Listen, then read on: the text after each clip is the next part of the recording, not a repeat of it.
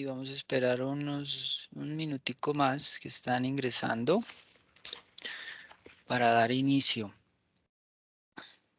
A las 10 comenzamos.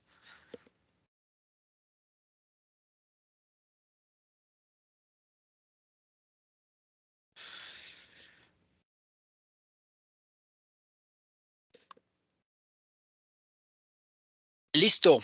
Bueno, comencemos. Muy buenos días para todos.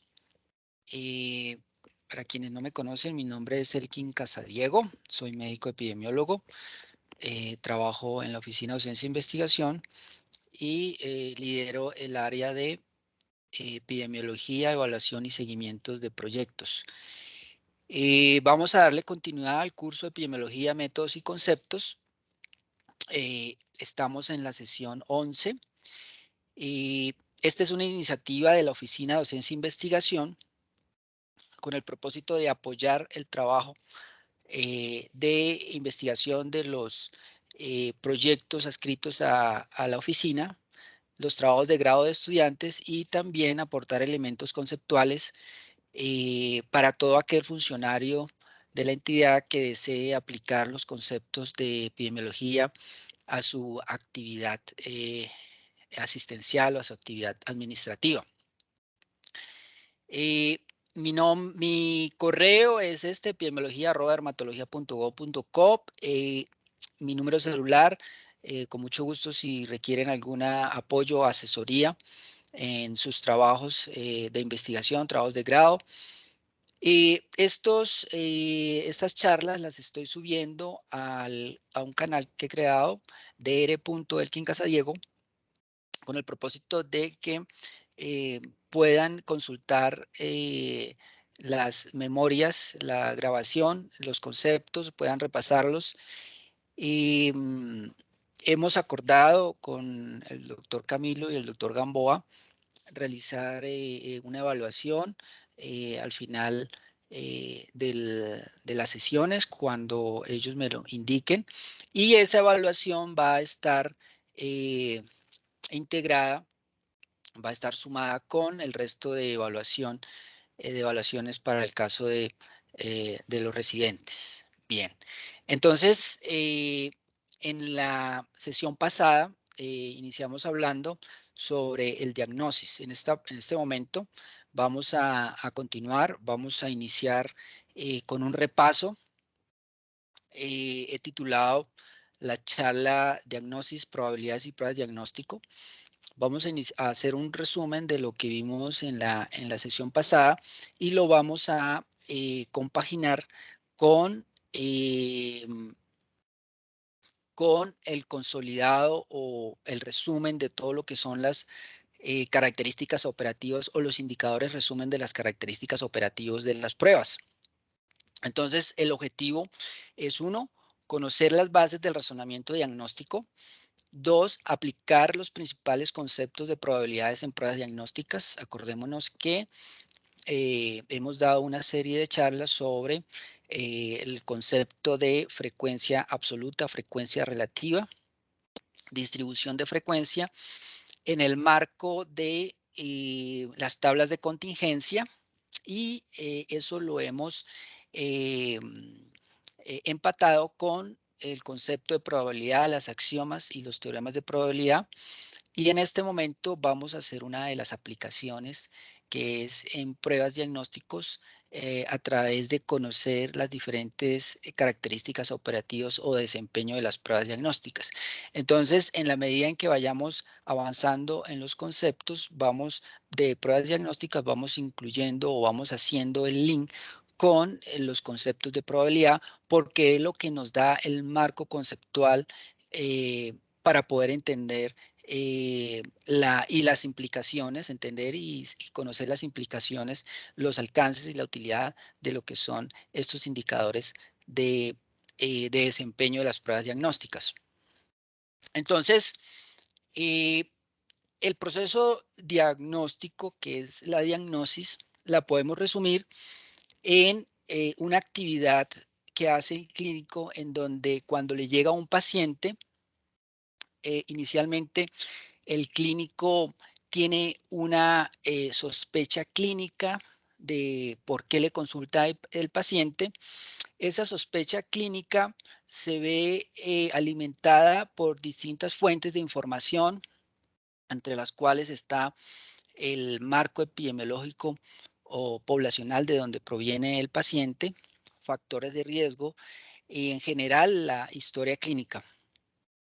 Una vez tenga esa sospecha clínica, el médico toma la decisión de disminuir la incertidumbre que le puede generar ese diagnóstico, el diagnóstico principal, y puede querer descartar otros diagnósticos diferenciales.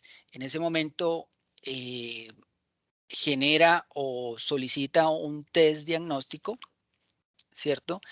Y que a la postre, cuando salga el resultado, él debe integrar esa probabilidad, esa sospecha clínica, que en términos de pruebas diagnósticas la vamos a denominar probabilidad pretest, con el resultado que le arroja la prueba, el test, ¿cierto? En términos de las características operativas de la prueba, debe integrar esas dos informaciones de tal manera que el estado de conocimiento posterior a esos dos insumos va a hacer que aumente la probabilidad de su diagnóstico principal o que disminuya esa probabilidad de que el paciente tenga esa enfermedad y por lo tanto va a optar por otras opciones diagnósticas. En eso consiste el proceso diagnóstico. Y en ese contexto, entonces, definimos test diagnóstico como cualquier herramienta que le permita al clínico disminuir la incertidumbre con respecto a su juicio clínico inicial. Una prueba es útil en la medida en que permite modificar o aumentar esa probabilidad o disminuir esa probabilidad. Pero si el test no genera una información adicional, se dice que ese test no es útil. Este es entonces el proceso diagnóstico. Entonces, uno de los elementos importantes, como dijimos, es que el médico debe conocer las características operativas de la prueba que va a pedir. Es decir, qué capacidad tiene la prueba para poder diagnosticar efectivamente la condición que está sospechando. Y esas características de las pruebas debe conocerlas el médico para poderlas integrar a esa sospecha clínica y poder a la posterior, poder llegar a una conclusión o a una decisión clínica. Entonces vamos a ver de manera general cuáles son esas características que debe tener una prueba diagnóstica para decir que es útil. Entonces son estos 5 aspectos. Uno, una prueba debe ser reproducible, es decir, que mediciones del mismo observador bajo las mismas circunstancias deben ser concordantes y mediciones entre observadores en las mismas circunstancias también debe ser concordante, es decir, debe ser fiable, debe ser reproducible. 2, la segunda característica importante es la validez y vamos a entrar más adelante en detalle de lo que es la validez interna, externa, de lo que es la precisión y la exactitud de una prueba diagnóstica. 3, debe ser una prueba que sea de utilidad clínica, es decir, que le permita al médico tomar decisiones. 4, debe ser costo efectiva, asequible para el paciente, asequible para el sistema. Y 5, debe generar los menores efectos adversos que tenga la prueba. Que la prueba, en lo posible, sea lo menos invasiva posible y que genere los menores efectos adversos. Entonces, estas 5 condiciones son las condiciones que se deben evaluar a la hora de tomar decisiones de pedir una prueba en el escenario clínico o en el escenario del sistema de salud, hacer una evaluación de tecnología de pruebas diagnósticas para poder comparar 2 pruebas y tomar la decisión desde el ordenador del gasto a nivel nacional si esa prueba se incluye o no al paquete de beneficios. Ahora bien, ahora ya entrando en materia de lo que es la validez, una de las características que es fundamentales en las pruebas diagnósticos para evaluar su utilidad, tenemos que la validez es el grado con el cual la prueba mide aquello que dice realmente que para lo cual fue hecha, ¿cierto? Y tenemos dos tipos de validez. La validez interna, es decir, que la prueba pueda diferenciar realmente a los enfermos de los que no están enfermos, pero también que la prueba pueda predecir qué ocurre con un paciente cuando llega con un resultado de la prueba. Ese paciente con ese resultado, ya sea positivo o negativo, tiene efectivamente la condición. Son los dos aspectos que deben evaluarse, la validez interna y validez externa, y la validez externa en el contexto de la predicción de nuevos casos que le lleguen a uno la consulta, porque la validez interna se evalúa generalmente es en condiciones controladas y al médico ya le llega el inserto o la información con cuál es el desempeño en términos de validez interna. Ahora bien, para poder hacer una evaluación de una prueba diagnóstica, se debe considerar que se debe comparar con el gol estándar. ¿Qué es el gol estándar? El gol estándar es la mejor prueba que tengamos, es decir, es la mejor prueba en términos de que cumple esas 5 condiciones: fiabilidad, validez, utilidad clínica, costo-efectividad eh, costo-efectividad y que tenga menos eventos adversos, que cumpla con esas características, es la que más cumple con esas características. Es decir, el gol estándar ideal es aquella que en el 100% de los casos, cuando una persona está enferma, logra hacer el diagnóstico, y en el 100% de los casos, cuando la persona está sana, logra descartar la enfermedad. Es un ideal, pero es nuestro marco de referencia para hacer la comparación de las pruebas y poder determinar las características operativas de la prueba que estamos evaluando. Entonces, dos conceptos importantes que hay que tener en cuenta en el marco de la validez es la exactitud y la precisión. Entonces, estos dos conceptos juegan en un marco de referencia en el que en esta imagen, en el extremo superior derecho, es el mejor escenario en donde tenemos una prueba altamente precisa y muy exacta. Es decir, cada vez que lanzamos el dardo a la diana, obtenemos un resultado idéntico, damos en el blanco y los resultados son muy parecidos. En el otro extremo de qué es lo que se espera de un gol estándar. En el otro extremo, entonces, es una prueba que está sujeta a mucha variabilidad, en donde los puntos están dispersos, baja precisión, y no damos en el blanco, baja exactitud.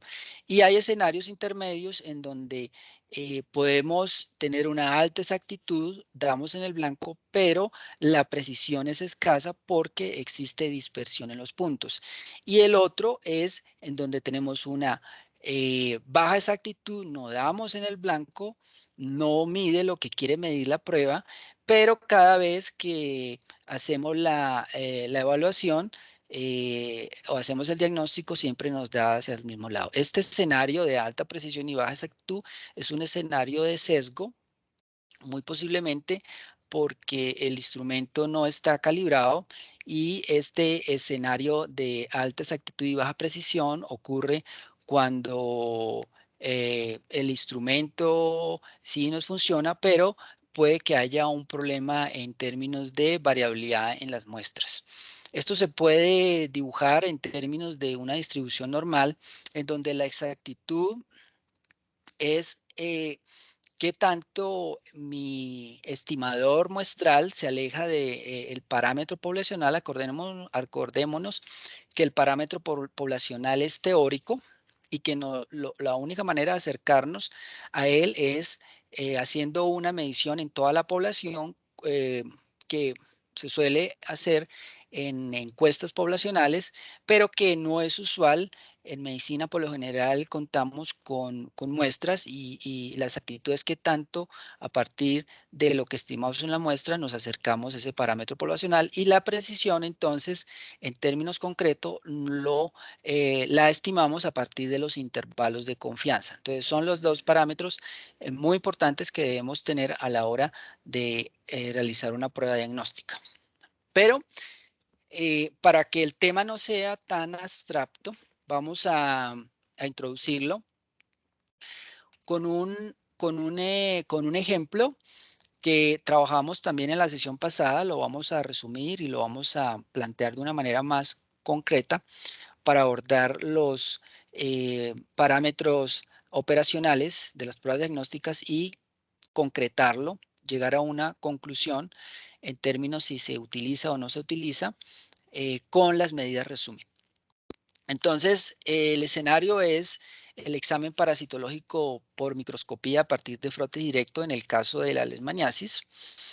Este examen, por los estudios que se han realizado, en el cual el objetivo del examen es visualizar el parásito, tiene una buena especificidad.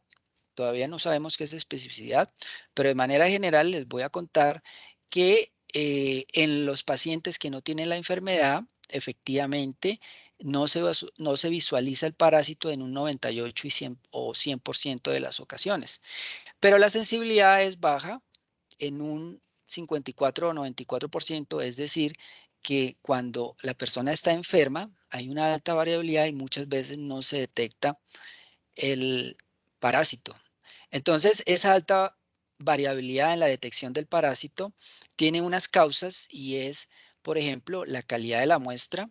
Puede afectar la baja carga parasitaria en la lesión por muchas razones, el tiempo de evolución de la lesión, también la experticia del profesional afecta que detecte al parásito, el sitio de donde se toma la muestra. Cuando hay sobreinfección, puede ocultar o hacer que la visualización sea complicada. Y en general, como estén distribuidos los parásitos en la muestra, afecta el resultado positivo de la prueba. Entonces, nos estamos planteando un escenario clínico, un problema, a partir de evaluar o querer analizar el desempeño del frotis directo para el diagnóstico parasitológico de la leishmaniasis. Y bueno, entonces, eh, ante esta alta variabilidad en la sensibilidad, ¿qué ocurre? Pues que en la práctica, si no se logra, si se tiene una alta sospecha clínica, pero no se logra visualizar el parásito, entonces se van a aumentar los costos del diagnóstico porque se tendría que hacer otro tipo de pruebas, como por ejemplo biopsia, extendiendo el tiempo para emitir el diagnóstico y en ese sentido extender el tiempo para un tratamiento oportuno. Listo. Entonces, en ese contexto, nos vamos a preguntar cuál es el desempeño diagnóstico del examen parasitológico por microscopía a partir de frotis directo. Listo. Una de las cosas que debemos decidir es cuál es el gol estándar. En este caso, el gol estándar es la reacción en cadena de la polimerasa porque ha demostrado que se acerca a ese ideal de lo que es una prueba diagnóstica bajo costo, eh, alta sensibilidad, alta especificidad, reproducibilidad, etcétera, etcétera.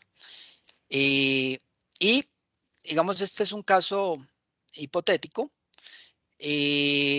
Obtenemos la base de datos, ¿cierto? Entonces, en la primera columna en Excel contamos en qué momento para cada uno de los pacientes el resultado del examen, que es la primera columna, el frotis, dio positivo o dio negativo. Positivo es 1, negativo es 0. Y al mismo tiempo, si la PCR, que es nuestro gol estándar, dio positivo o dio negativo, eso lo llevamos a una tabla dinámico facilita y de esa manera obtenemos el consolidado. 0 para PCR es que está sano, son 50 pacientes. 1 para PCR es que está enfermo, 50%. 0 en las filas es que el resultado dio negativo y 1 en las filas es que el resultado dio positivo. Más adelante vamos a reorganizar esta tablita para poder sacar las medidas de desempeño. Listo. Ahora, ¿qué preguntas específicas nos vamos a hacer para resolver la pregunta general de cuál es el desempeño en la prueba diagnóstica? Entonces, acá nos debemos acordar de cuando hablábamos de qué era una tabla de contingencia, cómo se construía una tabla de contingencia y cómo se analizaba una tabla de contingencia. Entonces, el análisis inicial que vamos a hacer es a partir de las columnas. Acordémonos que esta es una tabla de contingencia y tenemos columnas y tenemos filas. Listo. Entonces, las preguntas que vamos a hacer teniendo en cuenta las columnas de enfermos son las siguientes. La primera es, dado que la persona está enferma, ¿cuál es la probabilidad de que un resultado positivo de la prueba sea verdadero? Estamos preguntando por los verdaderos positivos, es decir, que dé positivo y que esté enfermo. La segunda pregunta es, dado que está enfermo, estamos parados en la columna de enfermos, ¿cuál es la probabilidad de que un resultado negativo sea falso? Que un resultado negativo sea falso. Como estamos parados en la columna de enfermos, sabemos que si da un resultado negativo es falso. Es un falso negativo. Ahora nos paramos en la columna de sanos y preguntamos, dado que es sano, sabemos que es sano, ¿cuál es la probabilidad de que un resultado negativo sea verdadero? Y dado que está sano, ¿cuál es la probabilidad de que un resultado positivo sea falso? Esas son las 4 preguntas iniciales que nos vamos a hacer. Si llevamos esas 4 preguntas a una tabla de contingencia, entonces tenemos que en la columna inicial, donde dice presente, está la enfermedad, es decir, la PCR definió que los que están acá son los enfermos y la PCR definió que los que están aquí, donde no hay ausencia de enfermedad, hay ausencia de enfermedad, son los sanos. Listo. Entonces, a la primera pregunta de, dado que se está enfermo, estamos en la columna de enfermos, ¿cuál es la probabilidad de que un resultado positivo sea efectivamente verdadero o esté enfermo? ¿Cierto? Dado que tenemos un resultado positivo, ¿cuál es la probabilidad de que efectivamente esté enfermo? Entonces, estamos hablando de sensibilidad. Ojo, aquí estamos hablando de una probabilidad condicional. Una probabilidad condicional en el sentido de que, dado que sabemos que la condición es enfermo, ¿cuál es la probabilidad de que al salir un resultado positivo, verdaderamente ese resultado sea verdadero? Ahora nos paramos en la columna de sanos y en esta columna el parámetro que obtenemos es la especificidad. Dado que el paciente no está enfermo, está sano, si sale un resultado negativo, ¿cuál es la probabilidad de que efectivamente el paciente está sano? Sensibilidad, especificidad, estamos hablando acá de validez interna de las pruebas. Listo. Entonces, ¿cómo interpretamos la sensibilidad y la especificidad? Sencillo. Cuando una prueba es altamente sensible significa que tenemos pocos falsos negativos. ¿Por qué? Porque como sabemos que es altamente sensible, es decir, sabemos que el paciente está enfermo, si sale un resultado negativo y es altamente sensible, eh, poco le vamos a creer porque sabemos que es una prueba altamente sensible, es decir, es un resultado falso negativo. Entonces, cuando el resultado, en el caso de las pruebas altamente sensibles, cuando tenemos un resultado negativo, podemos estar descartando. ¿Por qué? Porque si la prueba es altamente sensible y nos llega un paciente con un resultado negativo, podemos decir, ese paciente realmente no tiene la enfermedad y así es como analizamos la sensibilidad. Ahora, ¿cómo analizamos la especificidad? En una prueba muy específica, los resultados positivos son los más útiles porque confirman la enfermedad. ¿Qué significa esto? Como una prueba es altamente específica, significa que por definición tiene pocos falsos positivos. Luego, si nos llega un paciente con un resultado positivo y la prueba es altamente específica, estamos confirmando la enfermedad. De esa manera es que analizamos la sensibilidad y la especificidad. En el caso de la sensibilidad, existe en inglés una memotecnia que es SNOT, altamente sensible. Con un test negativo descartamos la enfermedad, y en el caso de la especificidad, SPIN es la memotecnia altamente específica con un test positivo, entonces confirmamos la enfermedad. Vamos a ver entonces más adelante cómo vamos a aplicar esos dos principios memotécnicos para poder analizar los resultados del frotis directo, que es nuestro objeto o nuestro ejemplo para poder ilustrar los conceptos de las características operativas de la prueba. Ahora bien, ya en el contexto de tablas de contingencia, ya nos hicimos las preguntas de las columnas. Ahora nos vamos a hacer preguntas en las filas. Preguntas filas, perfiles filas. Entonces la primera pregunta que nos vamos a hacer con la fila de los positivos es, dado que el resultado de la prueba es positivo en el frotis, ¿cuál es la probabilidad de efectivamente estar enfermo? Nos estamos preguntando por los verdaderos positivos en las pruebas positivas. Ahora nos vamos a la fila de los negativos, al perfil fila en negativos, y nos preguntamos, dado que un resultado es negativo, ¿cuál es la probabilidad de estar sano? Nos estamos preguntando por los verdaderos negativos en los resultados negativos. En estas 4 preguntas se resume lo que inicialmente interesa para poder luego calcular los parámetros operativos de las pruebas diagnósticas. Y entonces aquí volvemos a nuestra tabla de contingencia. Entonces, estamos hablando de la primera pregunta, dado que el resultado es positivo, ¿cierto? Nos paramos en la fila de positivos. ¿Cuál es la probabilidad que efectivamente ese resultado positivo sea verdadero? Eso se llama valor predictivo positivo. Es la probabilidad de que salga un verdadero positivo en los positivos. Ahora nos paramos en el perfil fila de los negativos y nos hacemos la pregunta, dado que sabemos que el resultado de la prueba es negativo, ¿cuál es la probabilidad de que un resultado negativo sea falso? Nos estamos parando en el indicador de valor predictivo negativo. ¿Cuál es la probabilidad que, dado que tenemos un resultado negativo, ese resultado negativo sea verdadero? Estamos hablando entonces de un concepto de probabilidad que se llama probabilidades condicionales. Ojo, la sensibilidad, la especificidad, el valor predictivo positivo, el valor predictivo negativo, los falsos positivos y los falsos negativos son probabilidades condicionales, ¿cierto? Y son probabilidades condicionales porque las interpretamos ya sea en el contexto de los enfermos, qué pasa cuando sale un resultado positivo verdadero, qué pasa en el contexto de los sanos, qué pasa cuando sale un resultado falso positivo, igual manera qué pasa en el contexto de los positivos y qué pasa en el contexto de los negativos.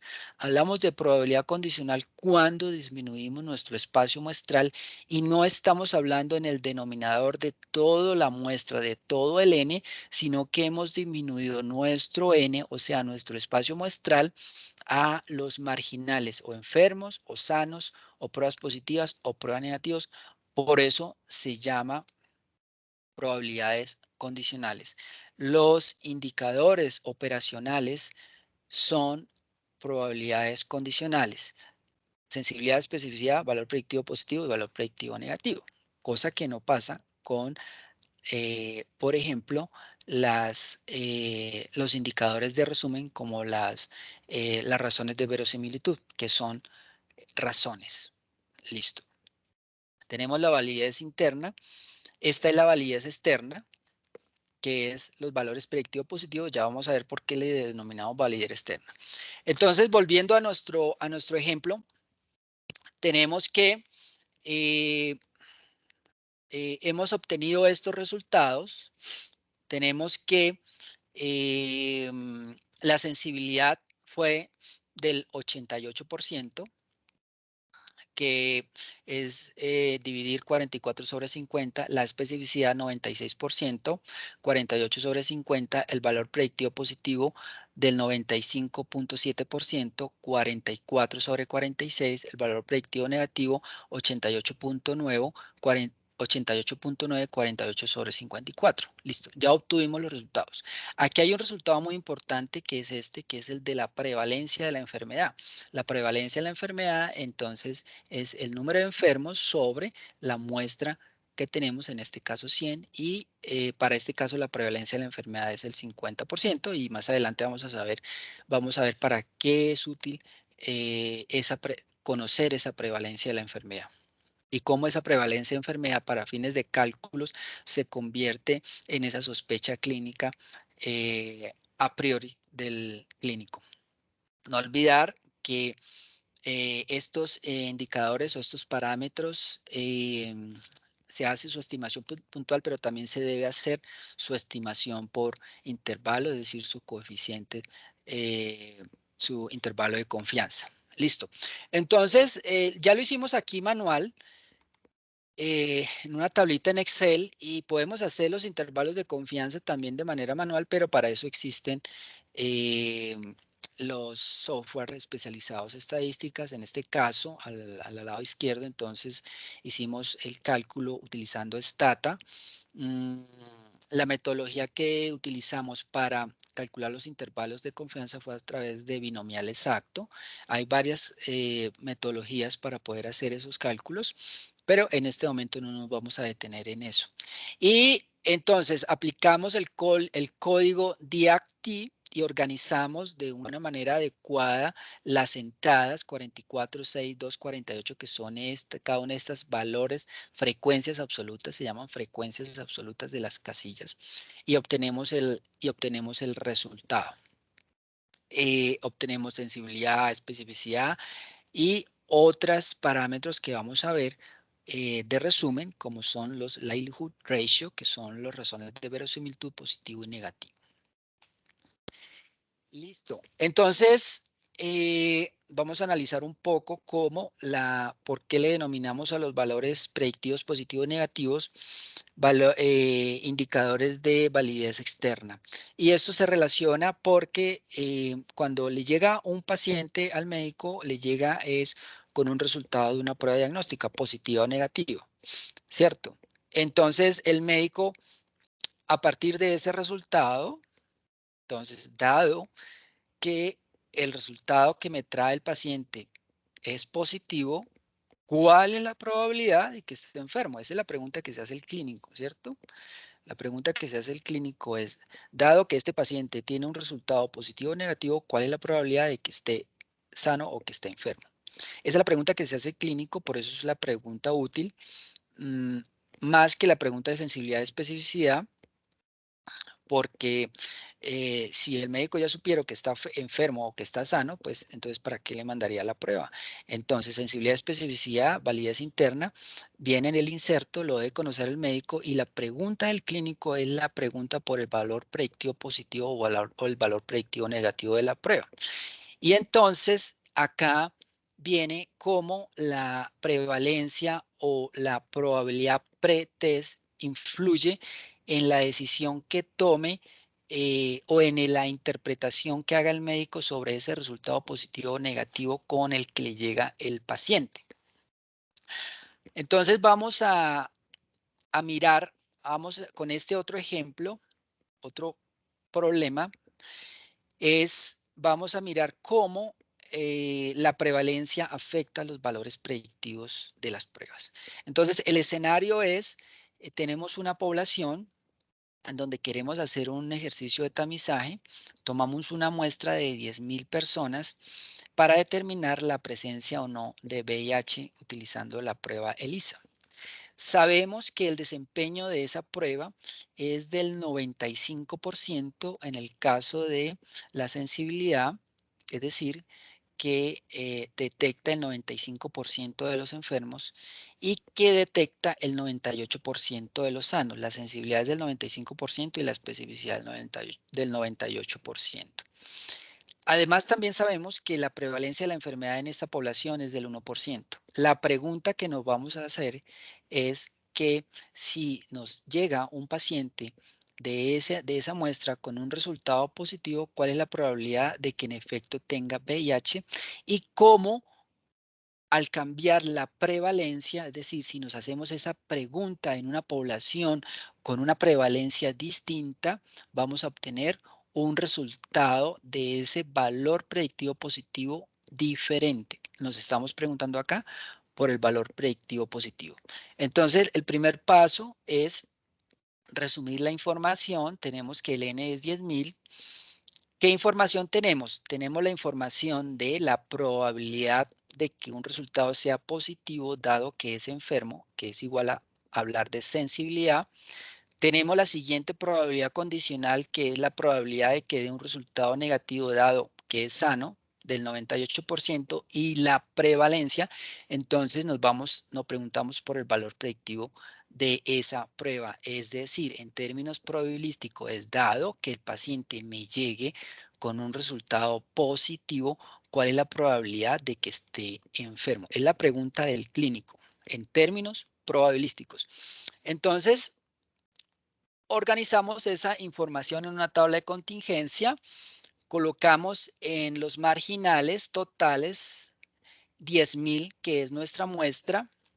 Sabemos que la prevalencia es del 1%, entonces multiplicamos 10.000 por 0,01 y obtenemos la prevalencia absoluta, que son 100 personas, ¿cierto? En la casilla de enfermos. Y sabemos que la sensibilidad es del 95%. Luego, en esta casilla, que son los verdaderos positivos, dado que se está enfermo, el 95% de 100 es 95. Y el complementario, que fue una pregunta que les hice la vez pasada, el complementario de esa sensibilidad del 95% son los falsos negativos en enfermos. Se sabe que es enfermo, si es negativo es porque es falso, en este caso daría 5 porque es 95 menos 100 da 5. Y si nos vamos a este lado, entonces podemos calcular los sanos o los que no están enfermos, que es restar de 10.100, 9.900. Y podemos calcular esta casilla de los verdaderos negativos a partir de la especificidad. A partir de la especificidad. Podemos calcular los verdaderos negativos. Y por complementariedad, entonces, de esa manera ya tenemos, sumando los falsos negativos y los verdaderos negativos, tenemos todos los negativos, y si restamos todos los negativos de toda la muestra de 10.000, obtenemos todos los positivos, y por complementariedad, entonces obtenemos los falsos positivos, que son 198. Listo. Así construimos nuestra tabla de contingencia. Vamos a calcular el valor predictivo de esta prueba, es decir, cuál es la probabilidad de que dado un resultado positivo esté enfermo, y para eso entonces aplicamos esta formulita. El valor predictivo de la prueba o la probabilidad condicional de que dado un resultado positivo el paciente esté enfermo es lo mismo. Uno es en términos probabilísticos, otro es en términos del desempeño de las pruebas, pero estamos hablando de lo mismo. Es decir, el valor predictivo positivo es una probabilidad condicional de este estilo. Es igual a la probabilidad de la intersección, es decir, de que el paciente esté enfermo, de que ocurra al tiempo estar enfermo y tener un resultado positivo. A eso le llamamos intersección en términos probabilísticos, pero no se asusten, no es más que esta casillita de acá. ¿Por qué? Porque aquí es donde se intersectan los enfermos y los que dan positivos. Miren que en ninguna otra casilla ocurre eso, sino en esta. Entonces estamos hablando de 95, ¿cierto? Como es una probabilidad sobre 10.000 sobre el N, sobre la probabilidad de los positivos, y la probabilidad de los positivos, ¿cuál es? 293 sobre 10.000, y llegamos a la conclusión de que o el valor predictivo de esta prueba en una población que tiene una prevalencia del 1% es del 32%. El valor predictivo de la prueba es del 32%. ¿Qué estamos aplicando aquí en términos probabilísticos? El teorema de Bayes. No se asusten. Simplemente esta probabilidad, esta multiplicación, esta intersección probabilística es igual a la probabilidad de, que el paciente salga positivo dado que está enfermo por la probabilidad de la condición, a una probabilidad condicional que conocemos que es la sensibilidad por la probabilidad de estar enfermo. Simplemente estamos pasando esta ecuacioncita en términos del teorema de Bayes para darnos cuenta que nos da el mismo resultado, 32%, y decir que lo que está en el fondo del cálculo del valor predictivo positivo es el teorema de Bayes y nos dio 32%. Ahora bien, ¿qué pasa si cambiamos la prevalencia de la enfermedad? Si nos vamos a una población, ¿qué pasa con el valor predictivo positivo si nos vamos a una población que tiene una prevalencia distinta? Por ejemplo, ya no estamos en población general, sino que nos vamos a una población carcelaria. En una población carcelaria asumimos que la prevalencia de la enfermedad es superior. En este caso vamos a asumir que es del 10% y el resto de condiciones se van a mantener. Sensibilidad del 95%, especificidad del 98%. Simplemente acomodamos las cifras en las casillas y aplicando el teorema de Bayes que habíamos visto, obtenemos que la probabilidad que el valor predictivo positivo cambia a un 84% si la prevalencia de la enfermedad, es decir, si cambiamos de población en una población que tiene una prevalencia mayor, el valor predictivo de la prueba va a cambiar.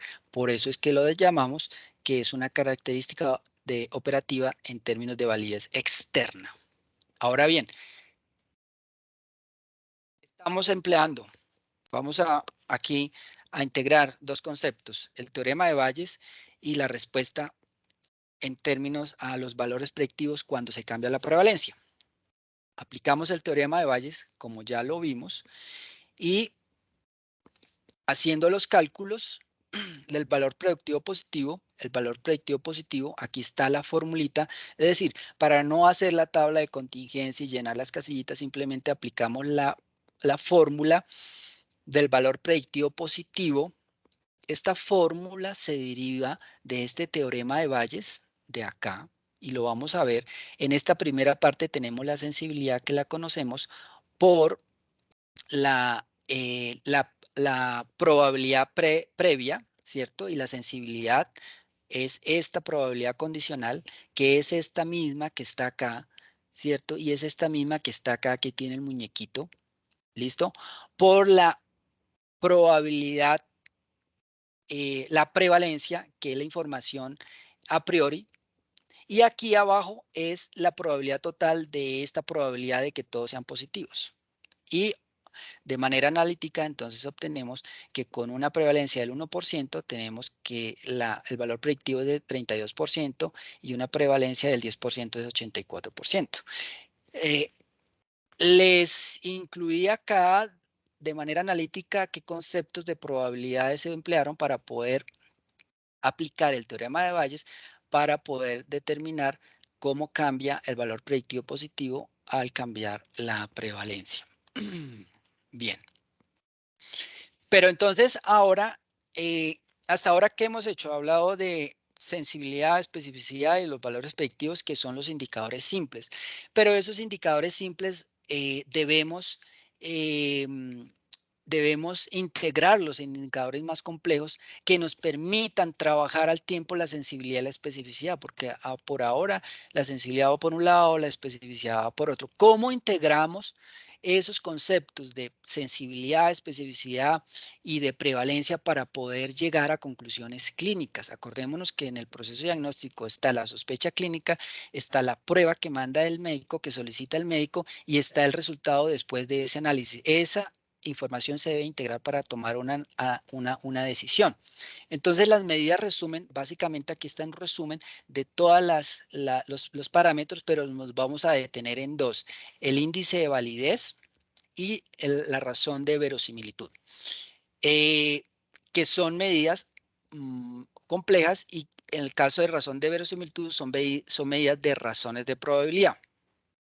El índice de validez no es más que la proporción de los valores verdaderos, ¿cierto? En donde las pruebas concuerdan sobre el total de resultados. Es una medida que nos indica qué tan exacta es la prueba y que nos permite comparar una prueba con otra. Pero nos vamos a detener en las razones de verosimilitud.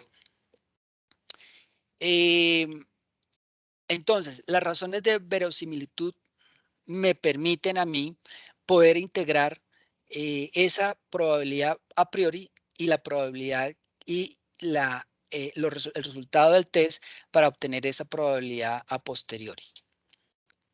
Es lo que me permite a mí, de manera analítica, poder determinar si una prueba diagnóstica es útil, de tal manera que a partir de emplear la razón de verosimilitud y se obtiene una probabilidad distinta a la inicial, decimos que la prueba es efectivamente útil. Ya habíamos hablado de que es una probabilidad preprueba, en donde es la sospecha clínica, donde el médico simplemente conjuga toda la información que tiene.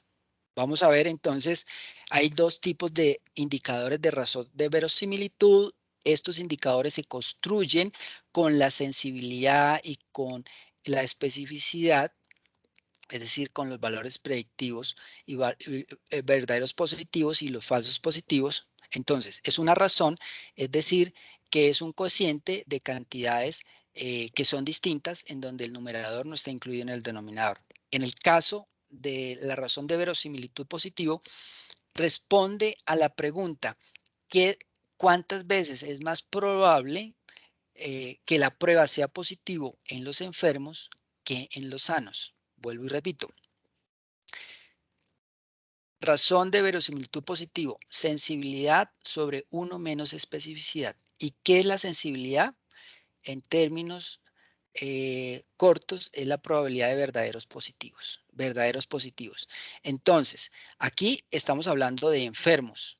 Y acá, en el denominador, estamos hablando de 1 menos especificidad, es decir, estamos hablando también de enfermos. Entonces, ¿qué tan probable es que el valor, que dado un resultado positivo, qué tan probable, dado un verdadero positivo, sea superior a un resultado falso positivo, Una prueba adecuada, ideal, los verdaderos positivos deben ser mucho más grandes que los falsos positivos. Mucho más grandes. Los verdaderos positivos deben ser mucho más grandes que los falsos positivos. Entonces, cuando hablamos de falsos positivos, entonces el paciente está sano y el resultado dio positivo, por lo tanto es un falso. Y cuando hablamos de verdadero positivo, el paciente está enfermo y dio positivo, luego es un verdadero positivo. Entonces, ¿qué tan probable o cuántas veces es más probable que un resultado positivo en los enfermos que en los sanos? Que un resultado positivo en los enfermos que en los sanos. Obviamente, si una prueba es adecuada, los resultados positivos en los enfermos deben ser mucho más grandes que los resultados positivos en los sanos. De tal manera que si este cociente es 1, significa que es una prueba que no sirve porque está dando positivos tanto en los enfermos como en los sanos, y lo que buscamos es que el resultado sea mayor a 1. Entre más grande, mucho mejor. Y en el caso de la razón de verosimilitud negativo, lo que nos estamos preguntando es cuántas veces es más probable que la prueba sea negativa en los enfermos que en los sanos. Entonces, en resumidas, es falso negativo sobre verdadero negativo. Un resultado negativo y que es falso, ¿cierto? Sobre un resultado negativo y que es verdadero. Un resultado negativo y que es falso ocurre en los enfermos. Y un resultado negativo y que es verdadero ocurre en los sanos. Entonces, ¿cuántas veces más es probable que un resultado negativo ocurra en los enfermos que un resultado negativo ocurra en los sanos? Luego, aquí lo que se busca es que el denominador sea mucho más grande que el numerador, ¿cierto? En ese sentido, entre más chiquito sea, alejado del cero, pues nos va a dar mayor información esa prueba diagnóstica. Ahora bien, ¿cómo vamos a utilizar las pruebas, las razones de verosimilitud para integrar los valores de sensibilidad, especificidad y de la sospecha clínica que hemos denominado probabilidad pretest o prevalencia de manera resumida? Entonces, para llegar a esa conclusión, ¿cómo lo vamos a utilizar? Entonces, primero vamos a entrar a unas definiciones previas. La primera definición es la definición de odds. Odds o momio no es más que el cociente que compara dos probabilidades. En este caso, la probabilidad de estar enfermo con sobre su complemento, que es la probabilidad de no estar enfermo. O sea, 1 menos la probabilidad de estar enfermo es no estar enfermo. La probabilidad de estar enfermo sobre la probabilidad de no estar enfermo. Primer punto. Ahora, de esta definición de odds vamos a despejar la probabilidad de estar enfermo. Probabilidad de estar enfermo es el momio, es decir, la odds sobre 1 más odds. Esta es la fórmula que vamos a emplear para convertir odds a probabilidades y poder encontrar la probabilidad a posteriori de la prueba. Listo, vamos a hacer el ejemplito. Entonces, el primer paso, tenemos una probabilidad o una prevalencia a priori. La sospecha clínica la traducimos en términos de probabilidades. En este caso, la sospecha que tiene el médico de que el paciente tenga leishmaniasis es del 60%. Esta probabilidad la vamos a llevar a un momio preprueba. ¿Y cuál es el momio preprueba? Pues 60 sobre el complemento 1 menos 60, que es 1 menos 60 sobre 1 menos 60 da 1.5. ¿Qué estamos haciendo? La probabilidad de estar enfermo, que es el 60%, sobre su complemento, que es 1 menos la probabilidad de estar enfermo. ¿Listo? Ese es el momio preprueba. ¿Por qué es el momio preprueba? Porque estamos trabajando la probabilidad preprueba, es decir, la prevalencia, es decir, la sospecha clínica en términos probabilísticos. Para el caso de que hemos seleccionado como la probabilidad preprueba es del 60%, este momio preprueba, momio nos da 1.5. Listo. Ahora ya en este tercer paso ya hemos hecho la evaluación diagnóstica y conocemos las razones de verosimilitud. Y con estas razones de verosimilitud, miren lo que vamos a hacer. Entonces,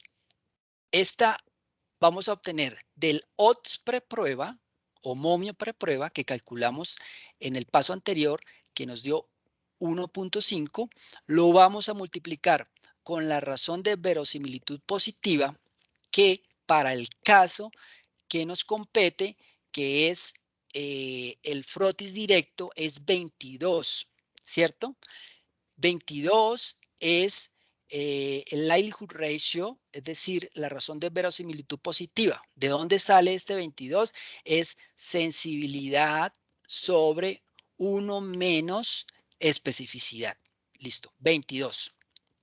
Ese lo introdujimos acá, lo multiplicamos por el momio preprueba que salió de la prevalencia, ¿cierto? Y nos da que el momio postprueba es de 33. Listo.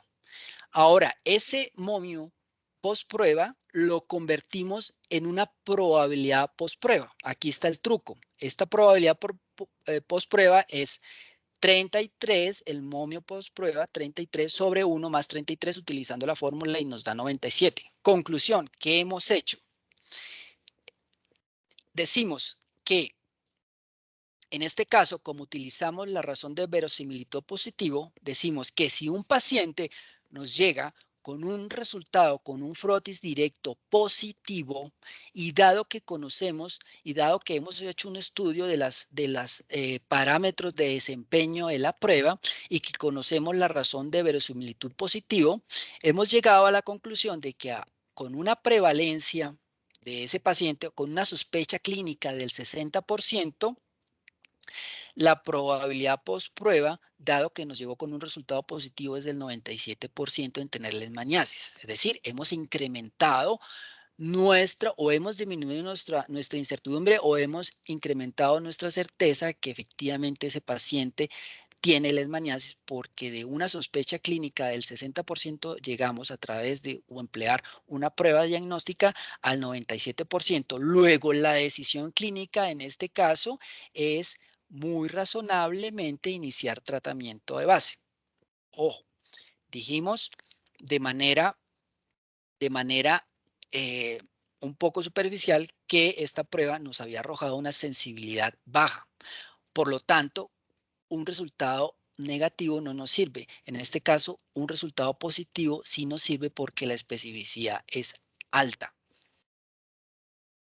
Ahora bien, ¿qué pasa si el resultado es negativo? Si el paciente nos llega al consultorio y el resultado es negativo, entonces en este caso vamos a emplear es la razón de verosimilitud negativa, que para nuestro ejemplo fue de 0,125, 0,125. Aquí está señalada. Likelihood ratio negativo 0,125. ¿Listo?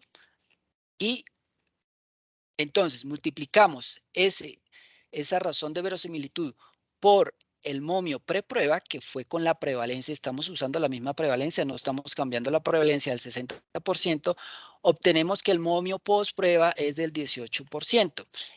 Y ahora vamos a obtener la probabilidad postprueba con ese 0,18 sobre 1 más 0,18, momio postprueba sobre 1 más momio postprueba, y obtenemos que la probabilidad postprueba, si un paciente que tiene un frotis directo negativo nos llega a nuestro consultorio y conociendo que la razón de verosimilitud negativo es de 0,125 y que la prevalencia de la enfermedad o mi sospecha clínica es del 60%, si me llega con este resultado negativo, entonces la probabilidad por prueba es del 15,7%. Eso significa que se redujo mi sospecha clínica.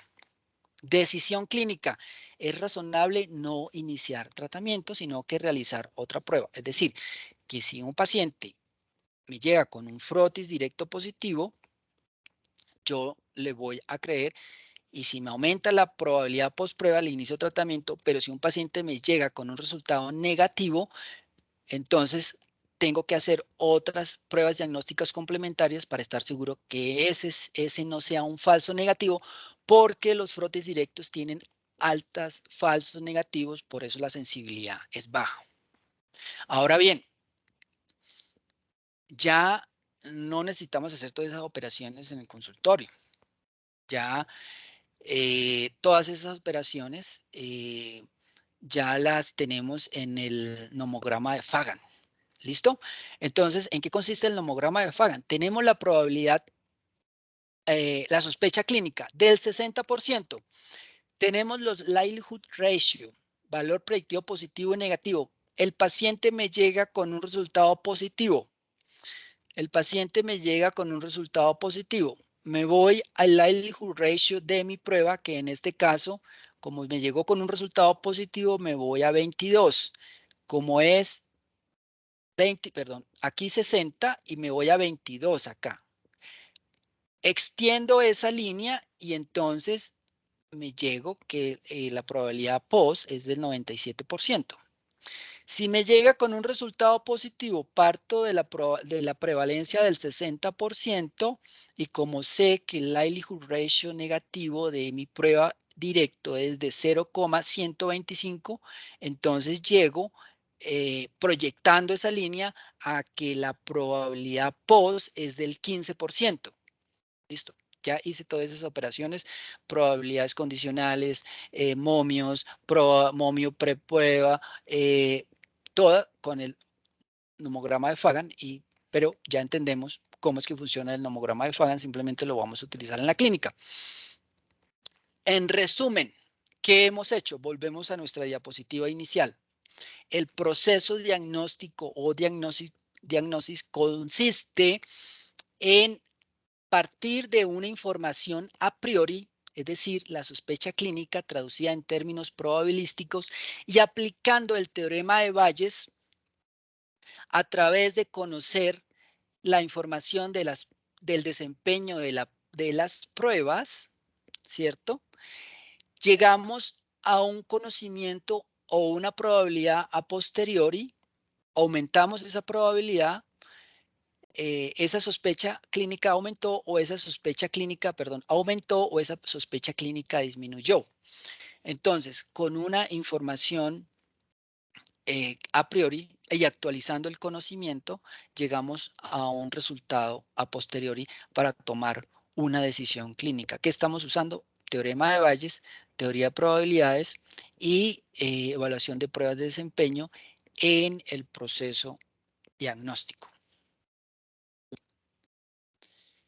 Entonces, hasta acá, muchas gracias. Si hay preguntas, no dije que me podían hacer preguntas o intervenir, pero bueno, ya en este momento, si hay alguna pregunta, duda, si fue todo claro, si no fue claro, agradezco los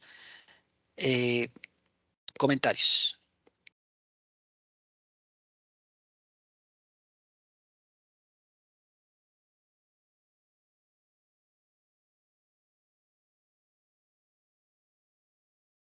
Doctor, ¿dónde podemos ver las otras charlas, las anteriores?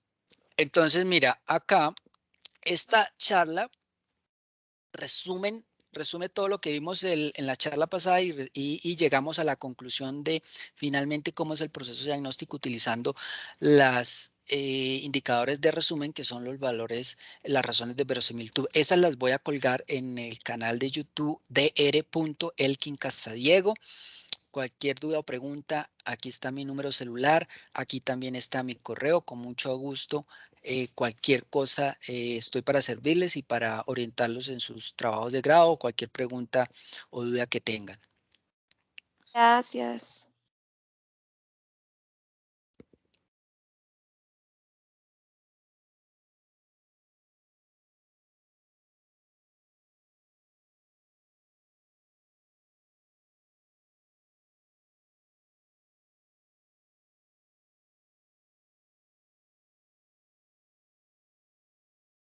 En la próxima charla vamos a hablar de curvas ROG y vamos a hablar de medicina basada en la evidencia en el contexto de pruebas diagnósticas, es decir, de apreciación crítica de la evidencia de pruebas diagnósticas.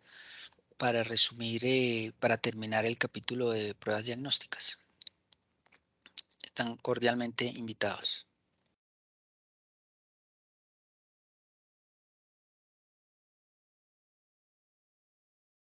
Yo creo que de pronto ya yo dejé unas preguntitas, sobre todo una que cuál era el complemento de la sensibilidad y el complemento de la especificidad. De pronto para que la sigan trabajando. Pero ya en esta charla ya di la respuesta.